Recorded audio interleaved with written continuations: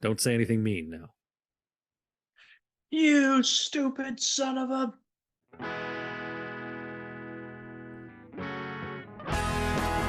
I like to rant. Ranting is fun. It also cleanses the soul. Uh, Detroit is to be one of the best sports cities in the country, if not the best. Surely Javi can't be as bad this year as he was last year. Surely that can't be the case. One of the worst offenses, if not the worst offense, like in the modern era of baseball, just absolutely atrocious. He is a piece to the puzzle. He is not the entire puzzle. Right. He is a puzzle piece, but he is not the entire puzzle. This is the Michigan and Trumbull podcast with your hosts, Alex S. Freeman and Luke Giaconis. Hello and welcome to the Michigan and Trumbull podcast. I'm Alex Freeman, joined as always by Luke Giaconis. Luke, happy belated birthday.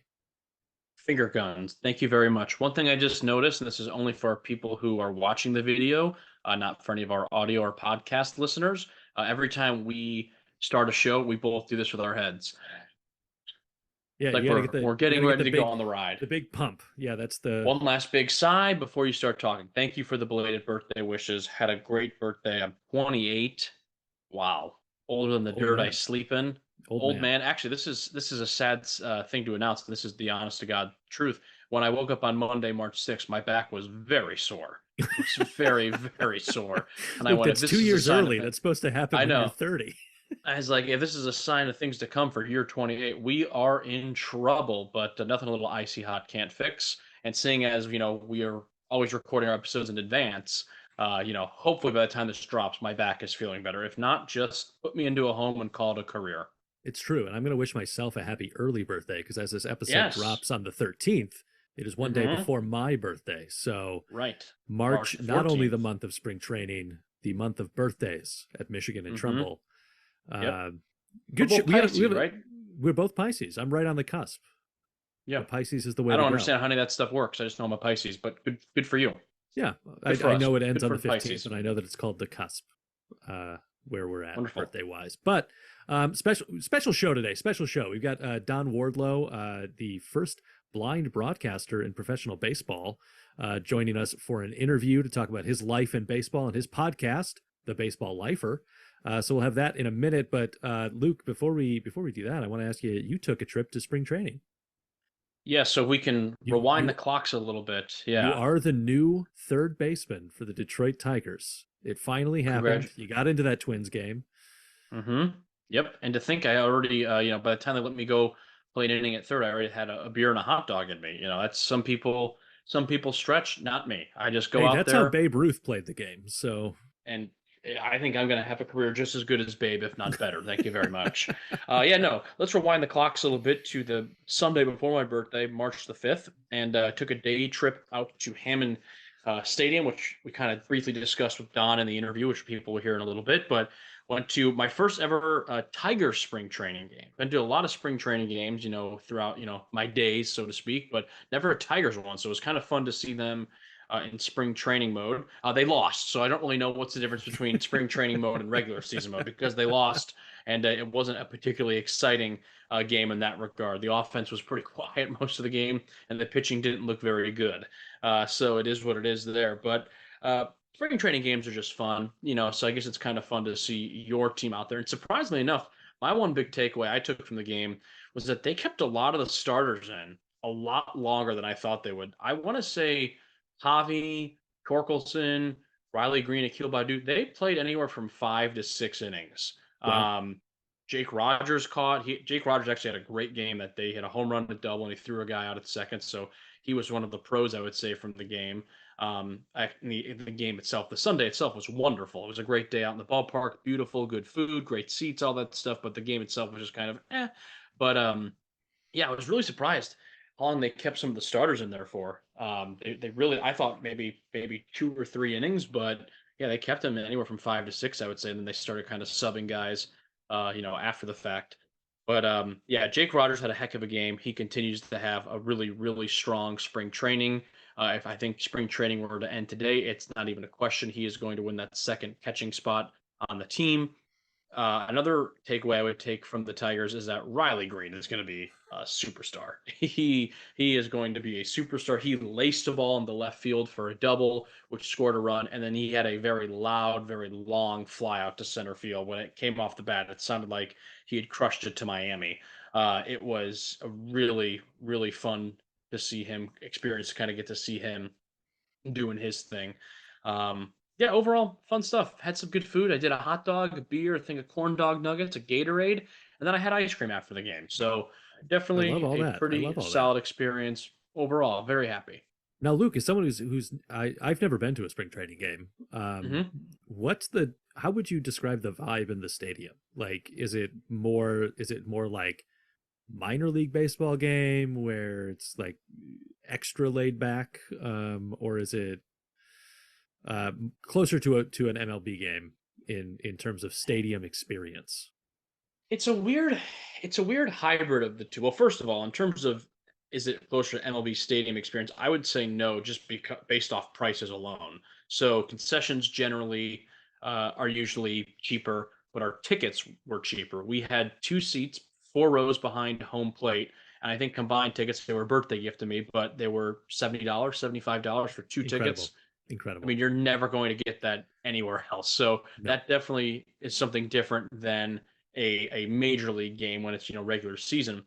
The vibe is add a 0 to that total number. Maybe.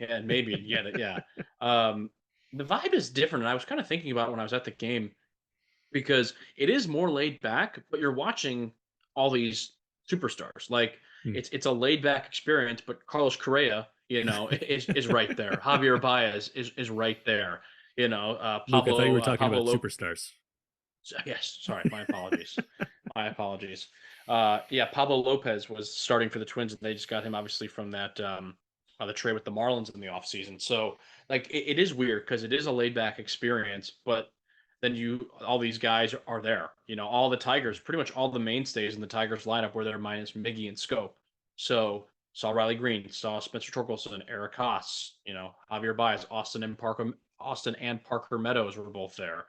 So just kind of interesting in that regard. But I like spring training games. They're just fun. And even though the Tigers lost 6-2, and I thought their pitching overall didn't look that great on the Sunday, it was a fun time. I do have something about my experience that will lead us into my rant for the week.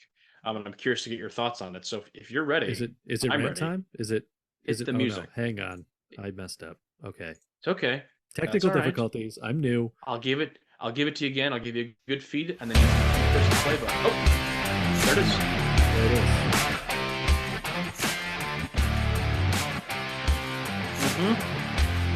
Okay.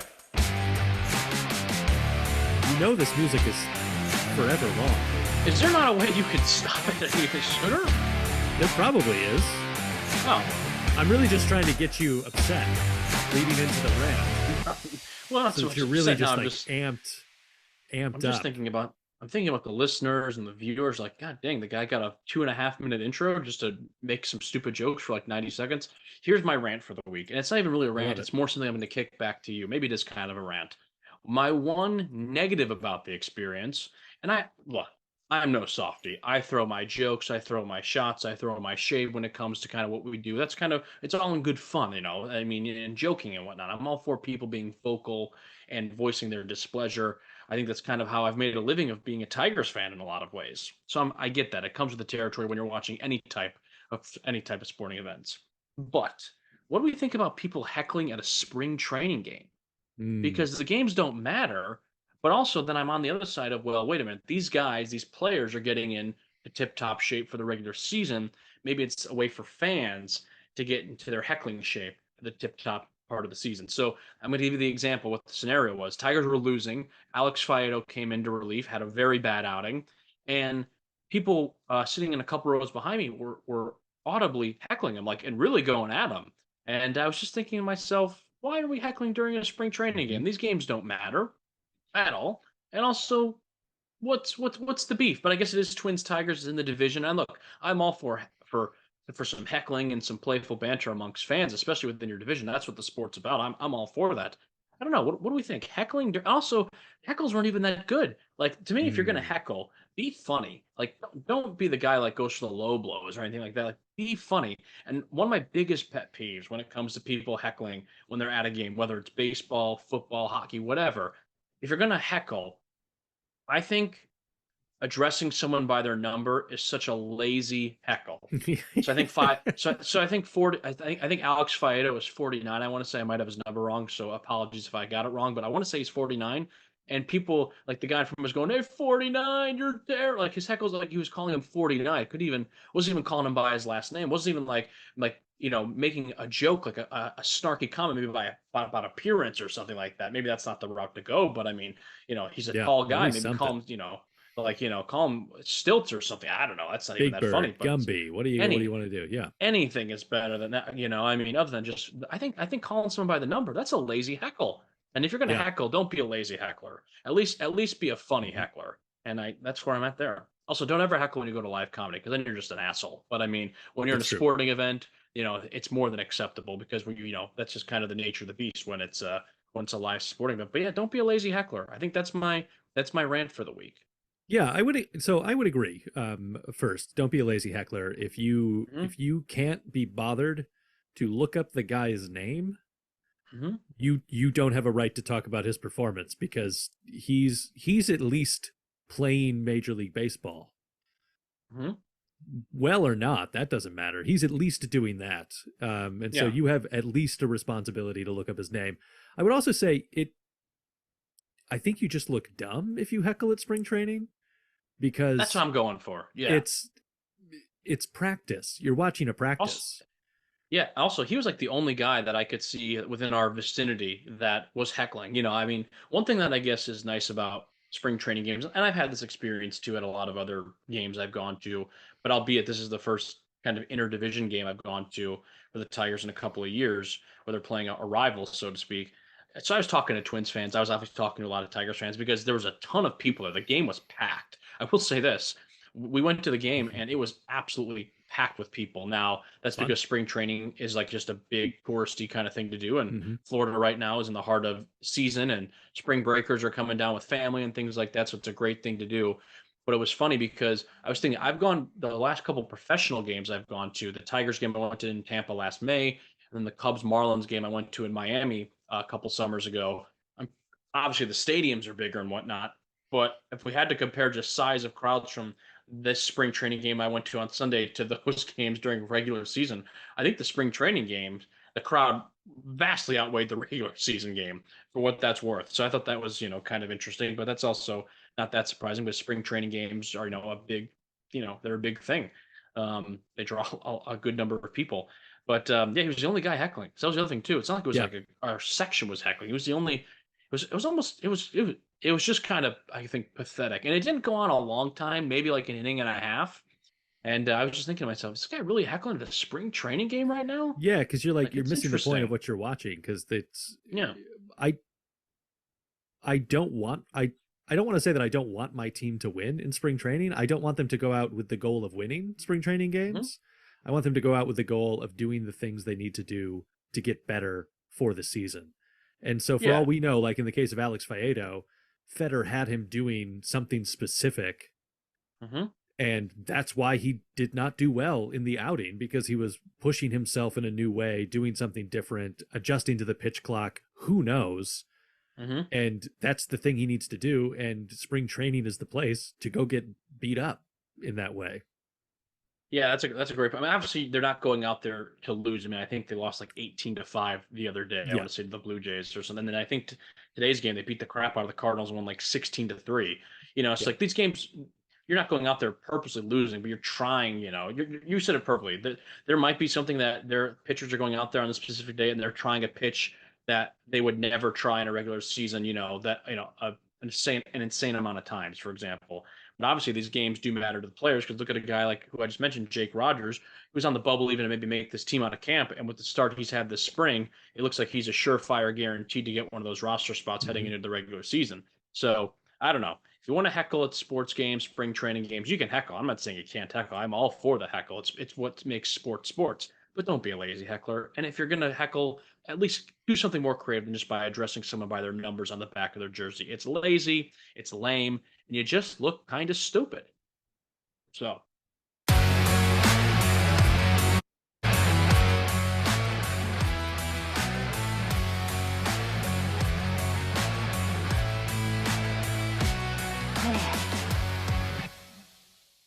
Now, see, the outro music is a lot shorter than the intro music. I mean, I think I'm bringing up some valid points here. It's true. You're not wrong. Quick, Luke Rant, it's all good. The next Luke Rant is going to just be about the sound design of our podcast.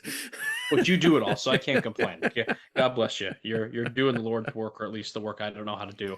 One thing I would like to talk about that you just mentioned real quick about the game was the pitch clock.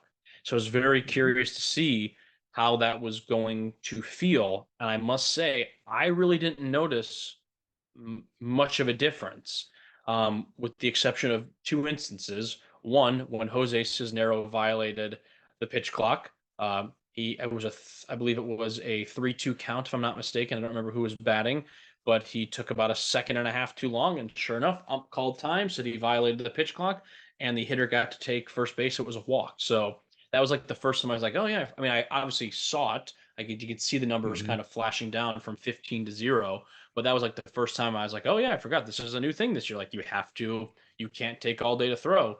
And then another thing that I noticed with the pitch clock was just at the very end of the game. Final score was 6-2. We stayed for all 9 innings, and game's time was at 1:05. We got out of there at about 3:20, 3:25. Wow. So for a 9-inning baseball game that wasn't a pitcher's duel by any means, to be out of there within 2 hours and 20-ish minutes, that's pretty good. I mean, that's nice. It's saving time. There's no doubt about it. It's definitely saving time. I'd be curious to see what like some of the times have been with some of these blowouts that the Tigers have had for and against them. But then again, that's not really that fair to judge because, I mean, doesn't matter what, if it's a blowout, it's a blowout. You're going to be there for a while. So it takes time to circle the bases 18 times. Right. And I think we kind of expect that when, if it's a blowout game, it's going to be a longer game. If it's a pitcher's duel, you're expecting that the game is moving rather quickly. It is those kind of weird games where it's 6-2 or 5-3 or 4-1 or whatever score that sometimes can kind of be those sneaky games that prior to this season, you'd kind of look up at your clock, like, damn, I'm watching this game for 3 hours. Yeah. So I don't know, for a 6-2 9-inning game to be out of there in 2 hours, 25 minutes, I think that's pretty good. And it's showing that these rules are working to the benefit. So for what it's worth, yeah. Yeah. And I do think that is something that I don't think is it's not going to bring someone who would never watch baseball to watch the baseball game. It is going to make someone like my wife more interested in the full game. She will watch games with me on her own. She would not watch a baseball game. But now it feels more likely that she'll be in it for the whole game, as opposed to like inning 5 being like, okay, it is time to wrap this up. Let's watch something else. Yeah, it's almost like when you're watching an NFL game too. You're kind of watching the play clock tick down, and you're wondering, are we gonna get a delay game? But now it was. I didn't find it to be annoying really at all. I thought it obviously made the game go quicker. So why not? For people who want that. Overall good experience. No complaints. Definitely had a good time and happy. So fun time. And if you never get to a spring training game, I definitely recommend you do it at some point. You'll like it. All right. Well, we're going to go over to our interview with Don. So enjoy that, and we'll be back after the interview.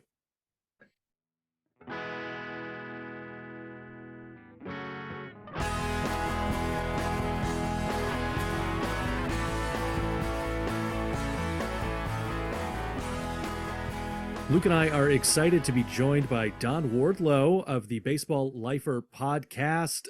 Don, thanks for joining us and welcome to the show. Hey, it's a pleasure, guys. Good to be with you. I want to just give you a chance here to kind of tell us about your journey with baseball. Kind of start out with, when did you become a fan, and give us kind of the big overview points all the way up to the Baseball Lifer podcast. Yeah, as a boy, I was 8 years old when I discovered baseball. And I discovered it really by accident. the radio station I listened to played country music, and the Mets had a theme song then, and it went, "Meet the Mets, meet the Mets," and it had these banjos in it. And a song like that with banjos in it, that would grab me where I lived when I was a little guy. And I'm like, I got to hear the Mets. And the commercials would say when the game was. So spring training 71, I started hearing the Mets. And my grandpa was a major Yankees fan in his day.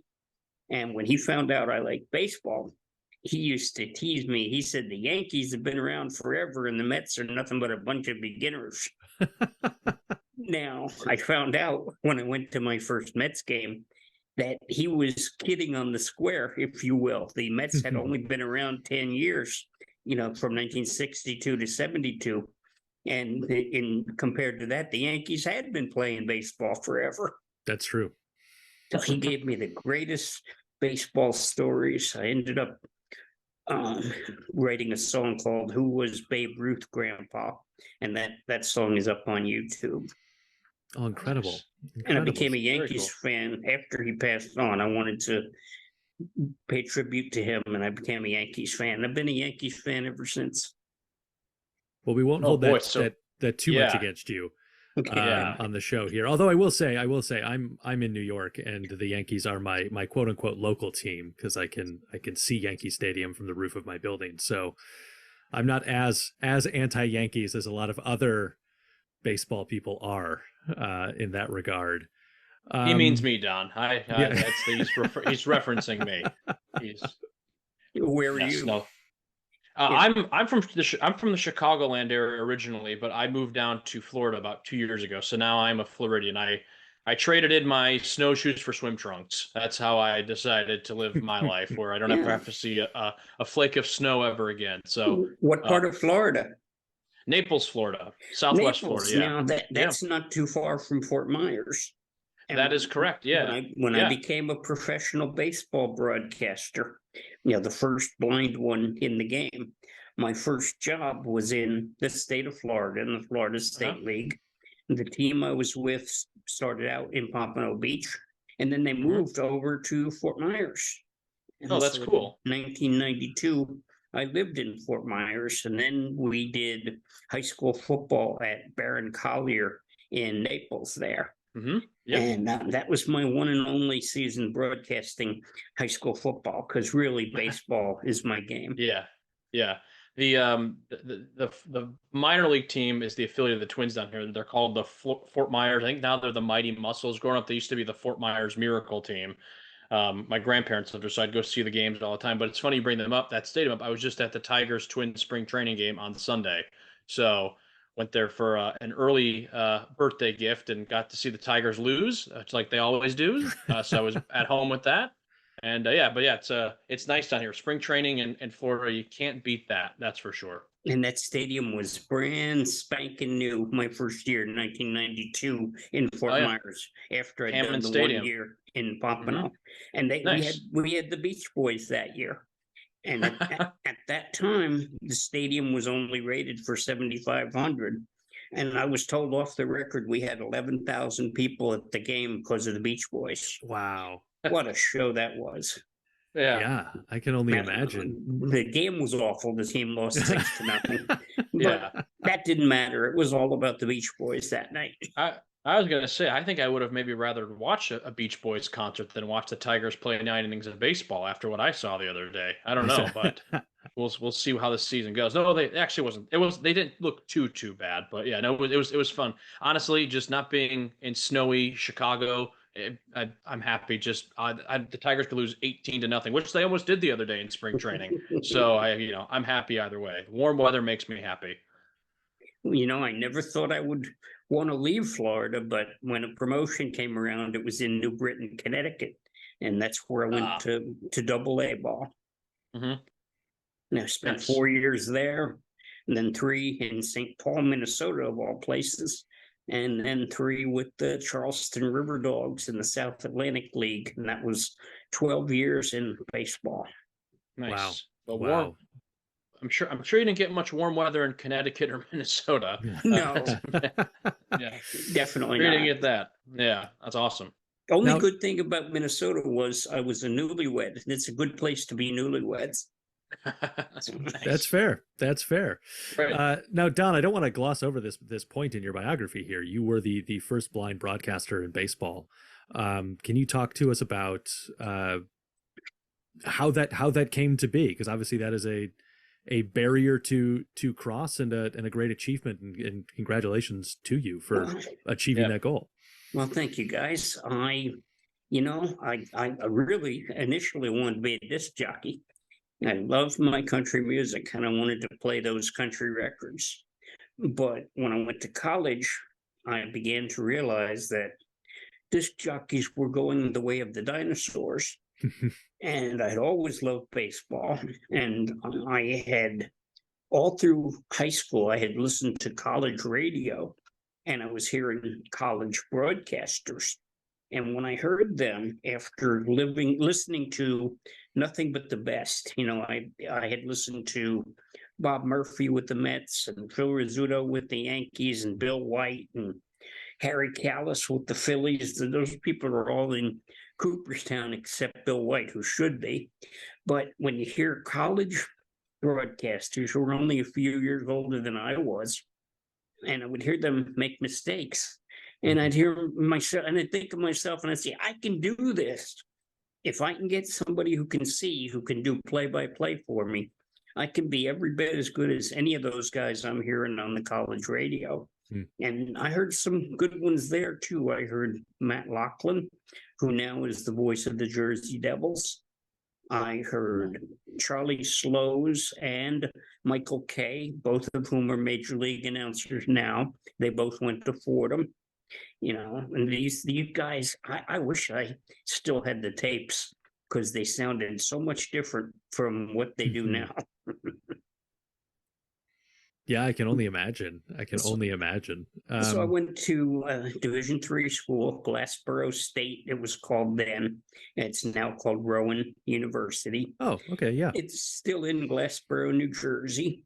And there was a list of 17 people at the station who wanted to be sports announcers, or said they did. And I went through that list one by one, and I'd contacted 16 of them, and each of those 16 had said no, they wouldn't work with a blind guy. And there was one guy left, and he was the toughest to reach, although I had heard this guy, Jim Lucas. I'd heard him do both baseball and basketball during my first couple of semesters before I was able to broadcast on the station. I just couldn't get in touch with this guy. He never returned phone messages. And to this day, he still doesn't return phone messages. And so I had a 5-minute scoreboard show. That was my breaking into WGLS radio in Glassboro, my 5-minute scoreboard show on Tuesday nights. And coming out of the studio one night after doing my scoreboard show, I heard 4 words that changed my life. I heard, "Hey, Don, nice job." And that was Jim Lucas. I knew that voice. I'd heard the recording of him doing games. I didn't have many tapes to play with, so I listened to the same ones over and over again. So I'd heard his voice and would have known his voice anywhere. And I'm like, this is the guy. He's never returned my phone messages. I got to get him right now. And I said, "You're Jim Lucas." And presumably he stepped back several feet because he wasn't used to being recognized. And I said, "There's something I want to talk to you about. And I want you to come back with me to the dorm, and we'll discuss this. It's really important for the two of us." So he came along, and we got into the dorm, and he says, "My first year, I used to live in this dorm." Well, that's cool. So he's following me, and I had a seeing eye dog by that time. And we turn down the hallway, and he says, "I lived in this hallway here." We get to my room 122. I open it up, and Jim says, I used to live in this room when I was a freshman. Oh my God. And so I knew two things right away. I knew something special was going on here, and I knew where the empty pizza boxes and beer cans had come from. So we sat down, and I said to him, I want to broadcast sports, and I've talked to everybody else, and nobody else thinks a blind person can do sports. So I said, Jim, are you up for a challenge? Would you do sports with a blind guy? And he actually didn't have to think about it too long. He said, yeah, I'm up for it. This was November. So basketball was the sport of the day. We had to wait until April to do baseball. So we figured we better start somewhere. So the faculty advisor who ran the station, he wasn't at all happy about having a blind person broadcasting games on his station. He was okay with the 5-minute sports show that I had, the scoreboard, but he wasn't interested in me being a broadcaster, and neither was the student who was the sports director. So Jim, who was always the better negotiator than I was, Jim said to those two people, he said, let us make a tape of the game and also record what's on WGLS. If we are not as good as what you're already putting out on the air, we'll go away and we won't bother you until next year. So they agreed to that. And the next home game, we recorded our version of the game. I recorded what the radio was putting out. I had a boombox with me, and I recorded it that way. And we gave those two sets of tapes to the advisor and the sports director, and we got the green to go ahead and do a game of our own. We did 2 or 3 basketball games before the season was over. And then come April, we were able to do baseball. Is it one of those things, Don, where it sounds like obviously you and Jim, I mean, there had to be some sort of like magic in the air just based off the whole dorm story alone. I mean, to get to be in the same dorm building, let alone then on the same floor, let alone then in the same room. I mean, that's Exactly. pretty like almost like creepy special, but obviously there's some sort of magic in the air. The first time, yeah, the first time you guys started just broadcasting together, was there just easy, like it was like two friends picking up like old times, like there was never anything awkward, there was no weird pauses, or like you guys just from the word go were just able to just kind of rock it and not have to really worry about anything? Right, up to a point it was like that. There were things that I had to learn because I've never done a game before in my life, and Jim, his experience was limited because not that many of the broadcasters at the station wanted to work with him for whatever reason. But we really, especially early on, before we were trying to get paid to do it, our own talent that we had, and the chemistry that we had carried us along, through college until he left college in January of '85. So we'd done from '83, we'd done some baseball, we'd done some basketball, but we'd done one big road trip to Marietta, Ohio, which I absolutely loved, even though our team got slaughtered in the tournament. And it was funny because when I come home off of that trip, Dad said, well, can you guys still stand each other? And of course I could. Now, I didn't know that Jim was going to drop out of college, which he did, and I thought everything was over right then and there. I didn't think anybody else would want to work with me because they hadn't before Jim. But it turned out that Jim being there and doing some games for me had got me some cred with some of the other announcers. And I found people who would work with me, even though Jim had left. And then the next semester, fall of '85, some new students came in and new guys who couldn't get experience because they were very new, I was right there. And especially for baseball, I would say to these guys, hey, if you can't get a game on the real radio, you and me will do a game into a tape recorder, and then you'll have something to take to the sports director and show them that you're getting some practice. So, and it was a funny thing about I did a lot of games into the tape recorder, and the guy who ran the station, the faculty guy, he didn't care for the fact that I used our station call letters, WGLS, on games I was just doing into a tape recorder. So he says, Don, if you must do that, don't use WGLS. You're ruining our station's good name. Make up your own call letters. So I thought about that for a while. For a while, I didn't use any call letters. And then I remembered something Jim said that very first game we were going to do together. He said, these tapes are going to end up in somebody's basement. And so in February of '84, we're doing a high school game. And suddenly it just jumped out of my mouth. This is the Basement Network. And from then on, every game that didn't go on the real radio was on the Basement Network. And the network lived until 1999. That was the last Basement Network game I did. Now, Don, I'm going to ask you to make the leap for me from the Basement Network to the Baseball Lifer podcast, because I often feel like Luke and I are just having a conversation that we sort of record, and some people listen to it sometimes. Some people have stumbled into our basement and they hear us talking. So talk to us about the Baseball Lifer. What prompted you to get the podcast rolling, and what have been some of your highlight episodes? Well, interestingly enough, I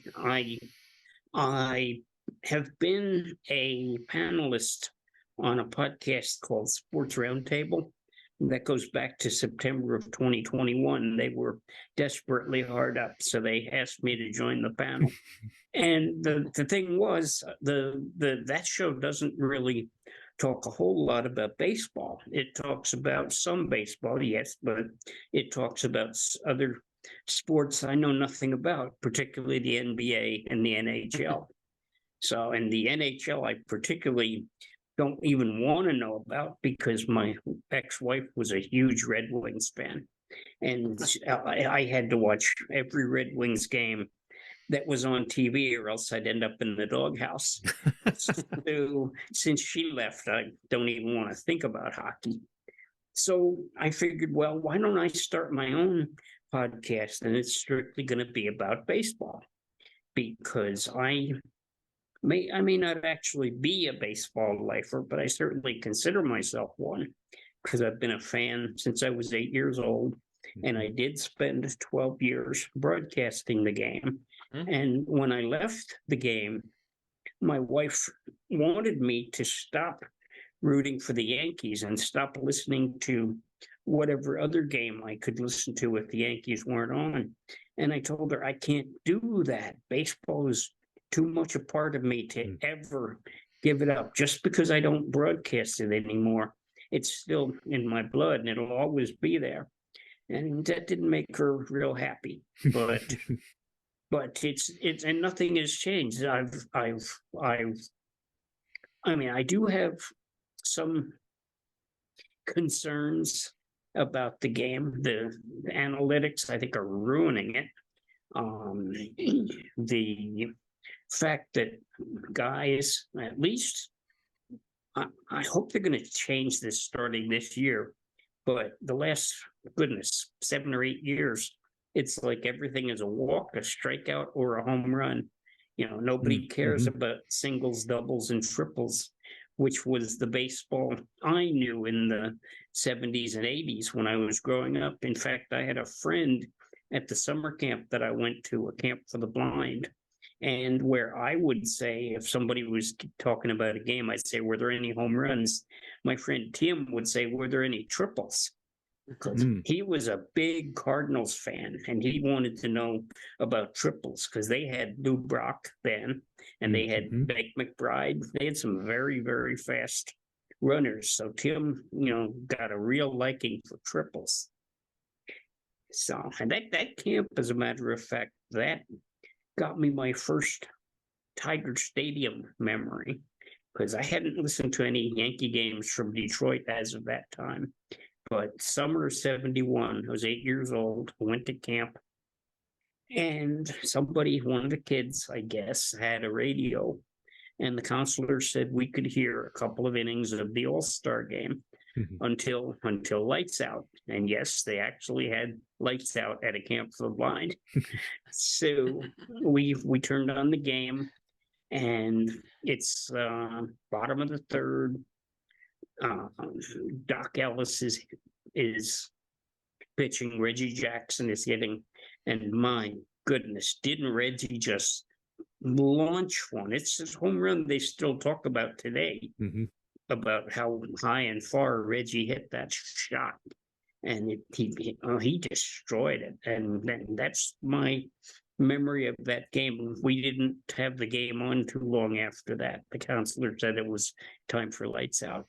But that was the first game I heard from Tiger Stadium, and in years to come, I would listen to a lot more, because the sound at the old place really traveled very well. And when the Yankees would come in there, I think somebody said the press box was very close to home plate at Tiger Stadium.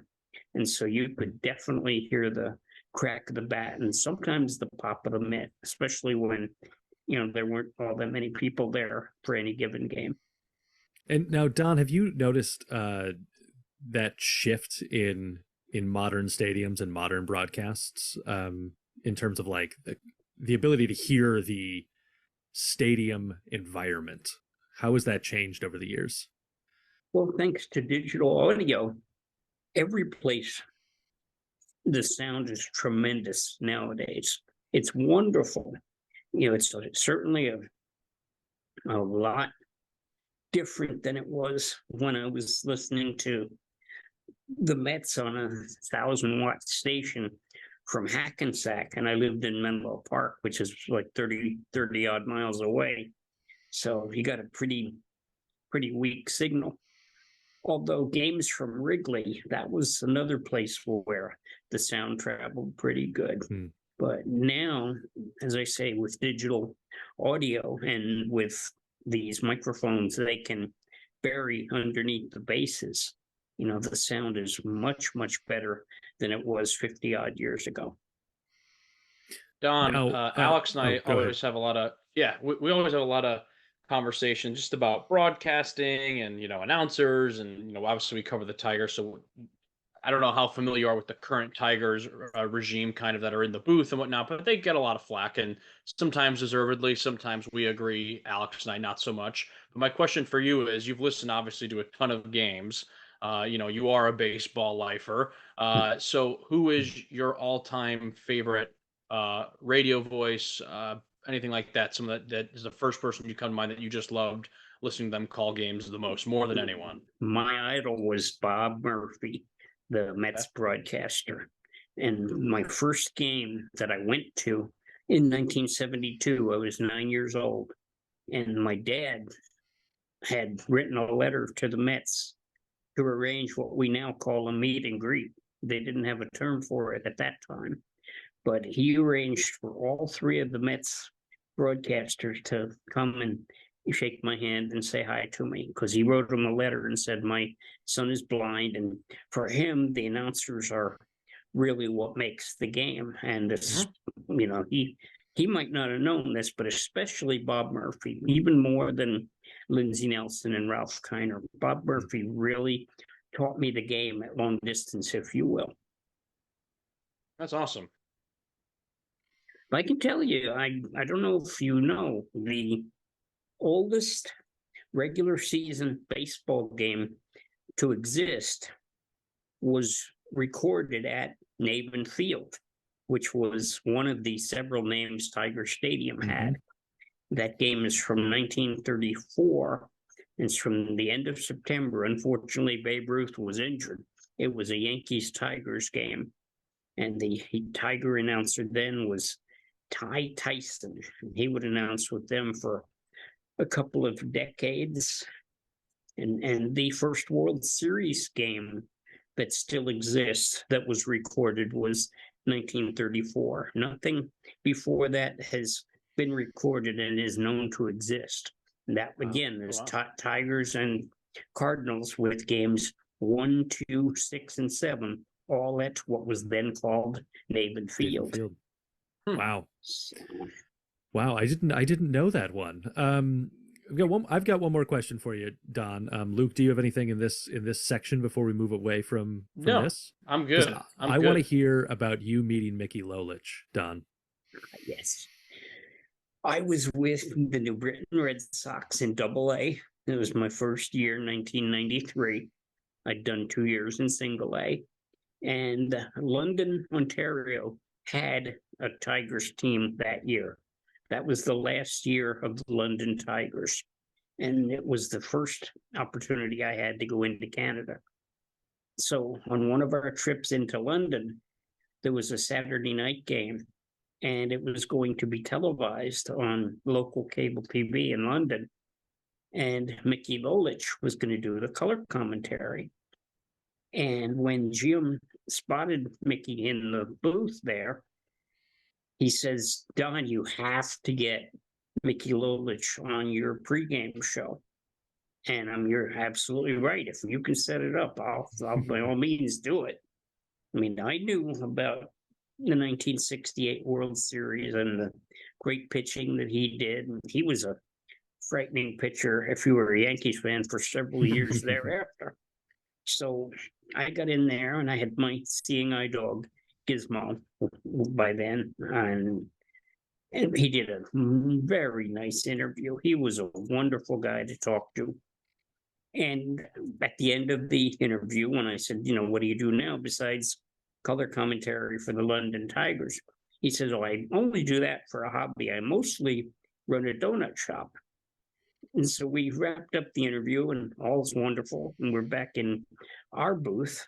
And it was one of those pretty much open booths. It wasn't all shut, closed, offices. It wasn't like the modern stadiums now. This was like one long room, and you had our booth, and you had the Tigers booth, you had the Tigers radio booth. And so we're doing our broadcast. And Jim says to me, do you know what Mickey Lolich is doing? And I'm saying, well, how could I? Off the air, of course.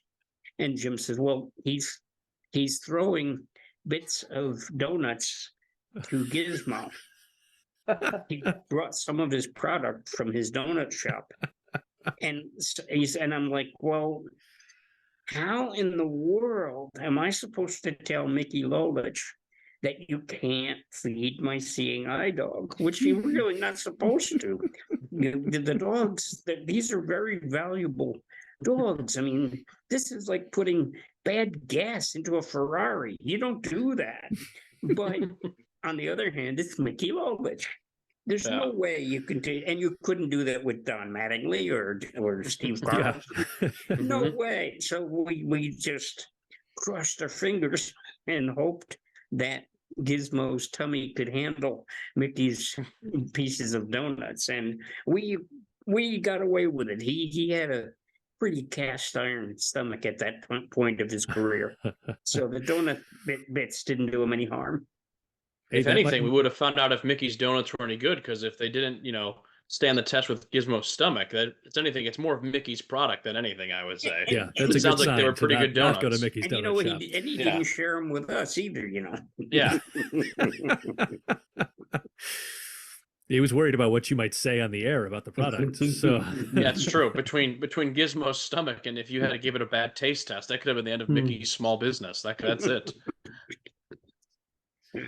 Incredible. Don, this has been great. This has been just a fabulous conversation. I want to give you one last chance to plug Baseball Lifer. Where can people hear it? How often do you drop episodes? We're going to appear on a future episode, so we'll make sure to also replug the show when we're getting ready to appear. But where can people find it? Yes, the Baseball Lifer. I send out a new episode every Friday. There's going to be one exception on the 23rd. I'm going to put one out on a Thursday because the next weekend I'm making the first trip of my life to Cooperstown, New York, to the Baseball Hall of Fame. Oh, incredible. To me, that's a pilgrimage. To me, Cooperstown is holy ground. And I've never been there. The goofy part was my ex-wife had been there before we ever knew each other. And when we did, when we became an item, and later when we married, I used to tease her because she idolized Lou Gehrig. And I said she was at the Hall of Fame with the intent of stealing his boxer shorts. So, but the show comes out on Fridays. I don't have a fixed time to put it out, but just check wherever you get your good podcasts, and sometime on Friday, usually in the afternoon, it'll come out. It'll be the Baseball Lifer.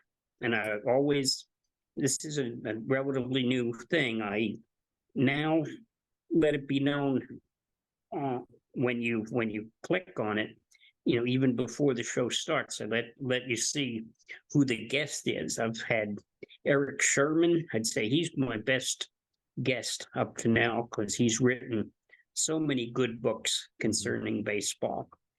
And I've had a couple of broadcasters, and they have written books.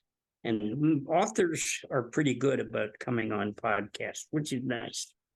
That's true. That's true. Well, Alex is a writer. I'm not much of one, so he'll carry my slack there for you, Don, when we come on your show. All of my words aren't my strong suit sometimes. Yeah. Well, I look forward to doing our show, and this has been great fun. Yeah, thanks, Don, for coming on. We appreciate it. Yeah, thank you, buddy. Thank you, guys. All right.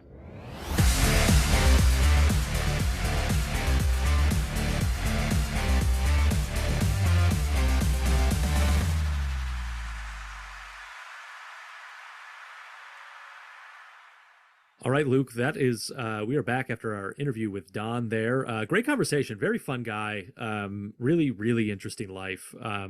Really, really appreciative that he took the time to stop by and talk to us. Yeah, I like hearing stories from people who know a lot more about the game that I love than me. And that's a lot of people, because there's a lot of things about the game that I don't know. But we're so used to covering what's going on right now. The last season, the season, seasons past. When he was telling some of those stories, from like with Cardinals players and just broadcasters and things like that was like little things like, oh, I never would have thought about that. That story had about Mickey was phenomenal, throwing donuts to his dog. I mean, that's just top-notch comedy. So very cool story. And obviously, being the first blind broadcaster in professional baseball, it's pretty remarkable. So very cool guy, lots of cool stories, and look forward to being on his show down the road. But cool experience, to say the least. Yeah. So my stat this week for you, Luke, or my number of information, relates to that Mickey Lolich story.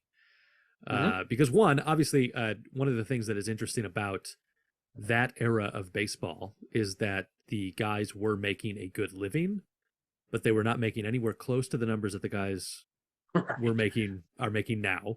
And many of them had the need for a career after baseball of some kind. Mickey Lolich opened a donut shop that he was supposed to do with a partner. The partner wasn't doing it great, so Mickey bought him out, and that's kind of what he was up to. So I'm going to ask you a number question, but this isn't the real one, so I don't feel any pressure to get this one right. One, how many games in his career did Mickey Lolich win? Played with the Tigers, Mets, and Padres from 1963 to 1979. Oh boy, 73, 4, 5, 6, 7, 8. So that's 16 seasons if I do that math on the go correctly. Yep. Oh boy. I'm going to ask this question. It's got to be. He's in triple digits, correct? That is correct. It is a triple digit number. Triple digits starting with a 1 or a 2? Starting with a 2. Okay, good, because I was definitely going to go somewhere with the ones. I'm going to go 16 seasons, Mickey Lolich. I'm going to say 221 wins. 221? Yeah. That is remarkably close. It was 217. Ooh, and I was going to go 219. Not that that is 217, but I would have been even too closer Yeah, to impress you. Nice job with that math, Luke. That is some impressive math you just did. I do my flashcards every night before bedtime. What can I say? Okay, 217 game winner in his career over 16 seasons, which is a great clip of wins. We would all take that from any of our starting pitchers. Yes. Yes. At any moment, at any time. The real question here: what was the most he ever earned in a single season? Oh God! Now I'm gonna look dumb. Okay, so we're in the millions. Yes, I always like, we're not. Nope. I always like every time you ask me a question, I always follow up with a prerequisite question. Like the kid on the test. Usually with the number of digits that are involved in the number. It's like the kid on the test and the teacher's like, I can't answer this one for you. Like, okay, well, it's multiple choice. Is it A, B, or C? We're not going to talk about D kind of thing. All right. I'm going to say most earned in a season. Oh boy, I feel like this is going to be a crazy number. I'm gonna go lower because I feel like these guys just never got paid back in the day. So I'm gonna say 375,000. That is 3 times the amount he got paid. Wow. $125,000 was the most he ever earned in a season. Oh my goodness! Yeah, I mean, just wild how much salaries have come up in the last 60 years, and obviously, like, inflation is a thing. But yeah, just insane, because a pitcher that wins 15, 16 games a year now would be readily in the 5, 6, 7, maybe even 10 million range. That is at the very low end of their salary. That is crazy. That's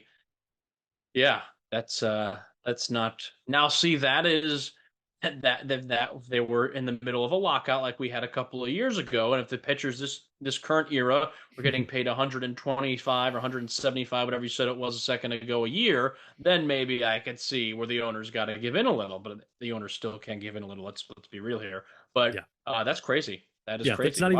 That's not even a game check for some guys. You said it was 125 or 175? I'm sorry. $125,000. Good Lord. Which is it's always funny when we talk about this stuff, because like many people would love to make $125,000. I'm one of them. I am one of those people. And so to be like, wow, that's so little money, is, I just want to take the second to acknowledge that. The other number I'm going to give you, which is unrelated to that, but related to a different story that Don told, that Reggie Jackson home run in the 71 All-Star game at Tiger Stadium, which hit the light tower, is why it didn't go out beyond the roof, was a 539-foot home run. Good Lord. Yeah. Reggie just bombed that thing. That'd still be, if he hit that to dead center in Comerica last year, that'd be an out though. So I don't know what to tell you, Reggie. Yeah, that's how it works. A very long fly out. Yep. And yeah. All right, Luke. Any closing thoughts here?